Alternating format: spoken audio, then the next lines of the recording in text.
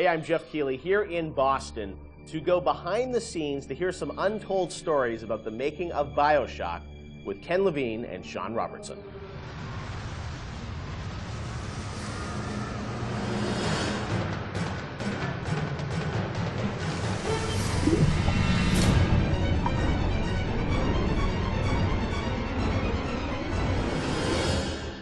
Let's talk a bit about the theme and setting of Bioshock, Rapture. I think a lot of people, when they played the game for the first time, Ken, they wondered, how did you even dream up this place? And I know you said publicly before that part of the reason you what led you to Rapture was this idea of fully simulating a place. Tell us about that sort of idea and the frustrations you had with other games where you sort of hit a bound. I think our philosophy was always to do what we were doing 100% rather than try to do something bigger and do it 50% or 40%. So one of the ideas of, and this sort of came from System Shock 2 as well, where you focus on an area that you can really bring to life and you kind of eliminate the questions of, well, why can't I go over the bridge to New Jersey? So we were able to really make a place, I think, that felt believable and real, even though in actuality it was really quite limited. But we just sort of dressed it with all these buildings outside that were all, basically glorified fakes. We let the story drive what we needed to show rather than some kind of like predetermined map which we set down, which is a little different than like System Shock 2, where we actually mapped a spaceship out deck by deck. Yeah. Because I don't know what the philosophy felt a little different there, because you want to feel like a real spaceship that was sort of stacked on top of each other. Rapture was free to sprawl across the ocean floor.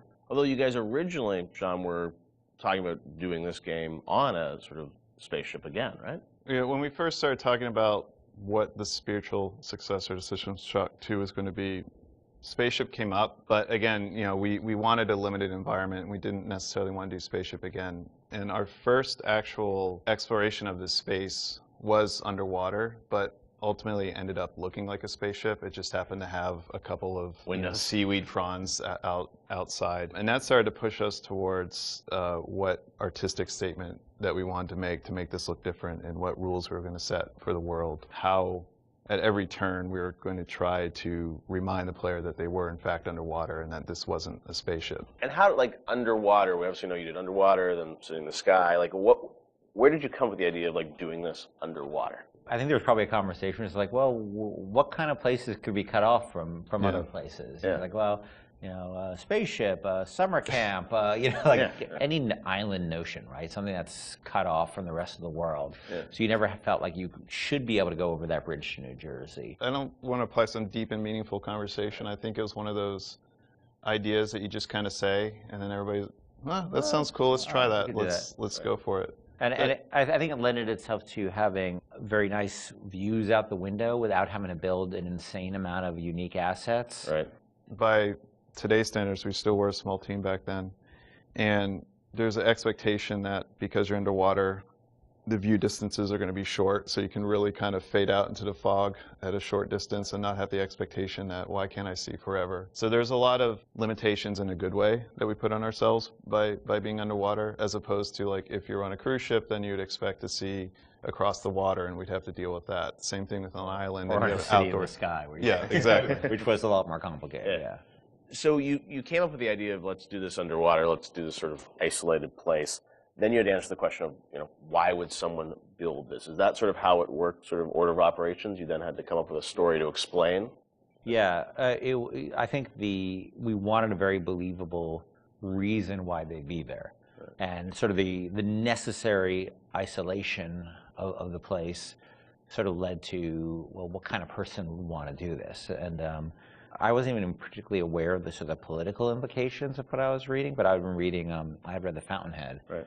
By Ayn Rand, and I mostly thought it was an interesting story. Like, I didn't realize that people were sort of basing their sort of political lives around it, because I wasn't that tuned in to that stuff at that point. And so, but I love the dialogue and the kind of speechifying in it, because you can see a video game character speaking with that kind of certainty and that kind of confident philosophy.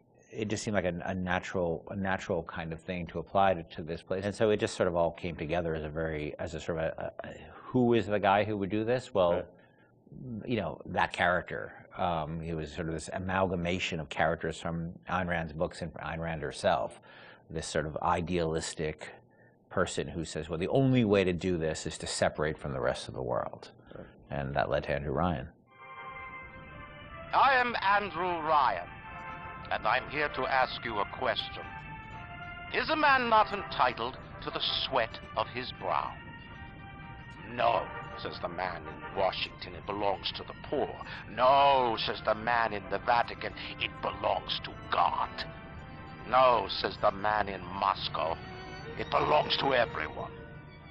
We knew from a technical standpoint that we wanted isolation. We also knew to sell it, we needed a compelling storyline, a backstory that why would this place exist? Otherwise, how are we going to make Rapture feel like it's lived in if we don't have the reason for it to be there? So once we decided on the underwater location and then the closed off spaces, that objectivist story kind of came in and made the art stronger and made the level design stronger because we could feed back into that loop. And I think that's why we had to have sort of Andrew Ryan's pitch right at the beginning of the game. We wanted people to understand why somebody would go there. And so he makes this very personal one-to-one pitch to the gamer, but also that was the pitch he'd make to people, which was, there's a place that you can be free of all these things, where you can not be sort of put upon by the government and not be afraid of nuclear war and not be afraid of all these other things that will plague you on the surface.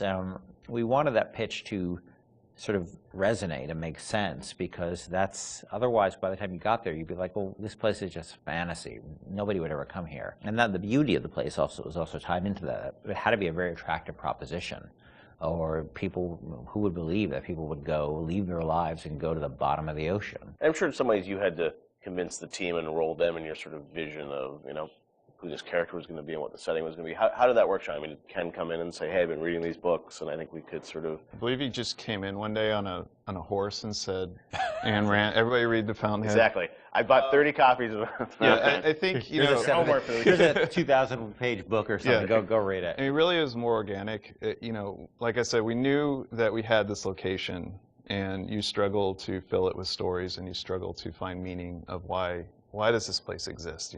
What's my motivation? And as Ken started to explore Ayn Rand a little more and started talking to us about it, and we were having that conversation, and it's like, oh, this could totally work. Like, this is exciting. Like, this is something that really hasn't been done in a video game before. And if we had flipped it and come up with the idea first before the location, I don't think we would have really been that excited about it. But we had a location, and now we're trying to fill it with that story, and because of the order of operation there, you start to get excited, like, oh, I could totally make this work. This is going to really make it feel like a lived-in space. As you think of sort of the the setting, and you think of maybe a character or something, was there a moment that you think back, it's like, oh, like right then and there, like I got excited when you attached the Ayn Rand For me, stuff it was to it? It was going to Rockefeller Center and seeing the visual. Uh-huh. So I told this story before, but my wife and I were in New York, and we went to Rockefeller Center, which was, if you go to Rockefeller Center, it basically looks exactly like Rapture. It's because every building, you're sort of encircled. It's this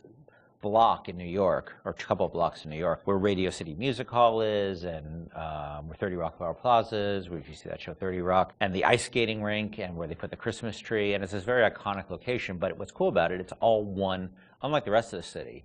Everywhere you look, it's one architectural style. It's Art Deco, and it's very iconic Art Deco. And my wife and I were there, and we were sort of working on the game, and we didn't have a visual style. And all of a sudden, I started looking around, and I said, "Oh, this could be a visual for the game." Also, the geometry of it was actually quite conducive to making a video game, because it wasn't overly complicated geometry. Art Deco is quite bold and simple, bold and geometric, and simple. And so my wife and I bought a couple of tourist cameras before iPhone cameras, exactly. Throwaway cameras, yeah, throwaway cameras, those little Kodak things, and we just started photographing doorknobs and light fixtures, and just sort of developed the photos. Remember that? Brought them in and said, "Come to the office. Here's a stack of stuff, Here's a Sean. stack of photos. Take a look." I'll see you guys in a couple of years. Go make this. City where the artist would not fear the censor, where the scientist would not be bound by petty morality, where the great would not be constrained by the small, and with the sweat of your brow, Rapture can become your city as well.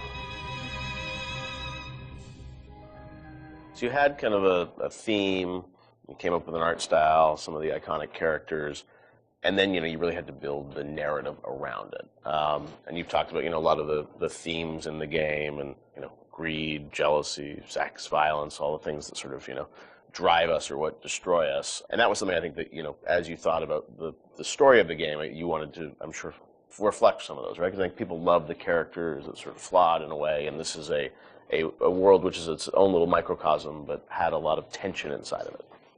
Yeah, I mean, the character of Ryan was sort of, he's basically invisible through most of the game, right? Except for a very small portion.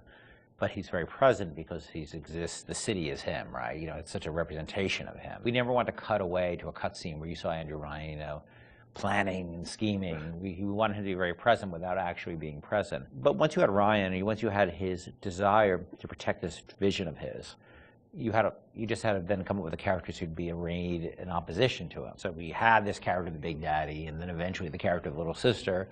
And so characters like Tenenbaum came along, like, here's a person who's in opposition to him for this reason. And then you have, for more noble reasons. And then you have a character like Atlas, who's much more cynical opposition. Once we had all those characters arrayed, we're like, well, who are you?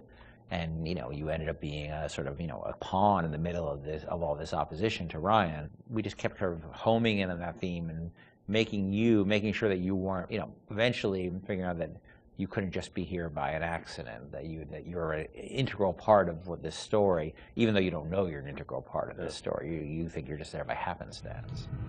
Look, Mr. Bubbles, it's an angel. I can see light coming from his belly. Wait a minute, he's still breathing. It's all right. I know he'll be an angel soon.